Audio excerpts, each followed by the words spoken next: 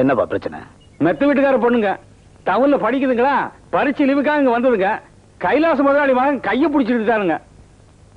நீ என்னப்பா சொல்ற?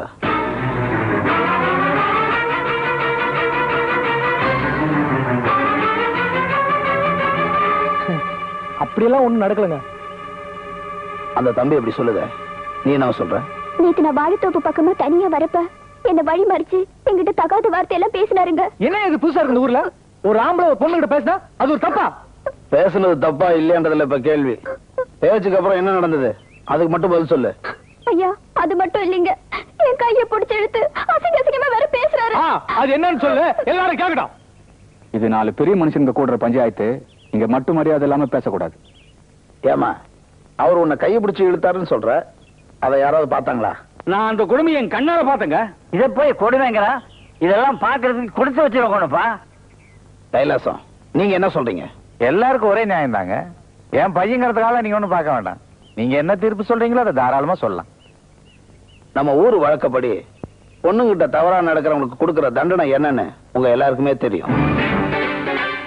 அந்த தப்ப செஞ்ச கைலாசத்துடைய மகன் இந்த பொண்ணு காலில் விழுந்து மன்னிப்பு கேட்கணும்னு ஊர் பஞ்சாயத்து சார்பா நான் தீர்ப்பு சொல்றேன். இதுக்கெல்லாம் ஒத்துக்க முடியாது. இதவா தம்பி, இந்த தீர்ப்பு நீ ஒத்துப்பட்டு வரலன்னா நாங்க வேற முடிவுக்கு வர வேண்டியதா இருக்கும். பஞ்சாயத்துல சொன்ன மாதிரி அவ காலில் விழுந்து மன்னிப்பு கேட்டுடு. அப்பா, அதுக்கு நான் விஷத்தை குடிச்சு செத்துறேன். முதல்ல கையை பிடிச்சப்ப காலை பிடிக்கிற. புடிட போடா போடா.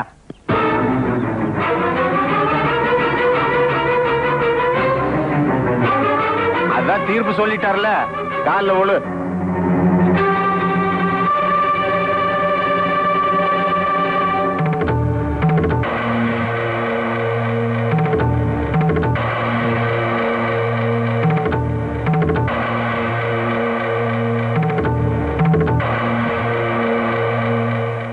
நில்றா.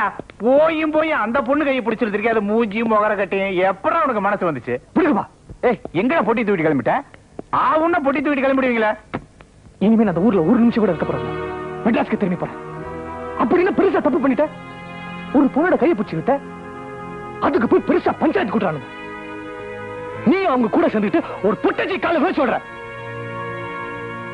இப்படி அசிங்கப்பட்டதா ஊருக்கு வாடான்னு என் உயிரை வாங்கினியா? உன்னால அப்பா சொல்றது அவமானமா இருக்கு. அதுக்காக இனிமே அப்பனையாடா மாத்த முடியும்? இப்ப என்ன நடந்து போச்சு? ஏன் இப்படி கத்துற? என்ன நடக்குது இன்னும்? நான் பட்ட அவமானம் போதாது? பஞ்சாயத்துக்காகத்தான் நான் அப்படி பேசணுங்கிறத நீ கொஞ்சம் கூட புரிஞ்சுக்கவே இல்லை. உன்னை என் மகன் சொல்லிக்கிறதுக்கே எனக்கு கேவலமா இருக்குடா. இந்த ஊர்ல எதுக்கு இருக்கிற நீ? பணத்தை தான் சேர்த்து வச்சிருக்க. நீ பஞ்சாயத்து தலைவரா இருந்தா எனக்கு இப்படி இருக்குமே? நீ நினைக்கிற மாதிரி பணம் வச்சிருந்தா மட்டும் பஞ்சாயத்து தலைவர் ஆக முடியாதுடா. தண்டபாணி தங்கவேலுனால ஊர்ல அப்படி ஒரு மரியாதை. அவங்க 2 பேரும் ஒன்னா இருக்கிற வரைக்கும் நம்மளால ஒண்ணும் பண்ண முடியாது. ஏன் முடியாது? முடிஞ்ச அதை செய்யன்னு. அதை விட்டுட்டு ஊருக்கு போறேங்கிறியே. என்ன அவமானப்படுத்தின அந்த 2 பேரையும் பிரிச்சு நான் திருப்பி அவமானப்படுத்தல. என் பேர் ராஜவேல்.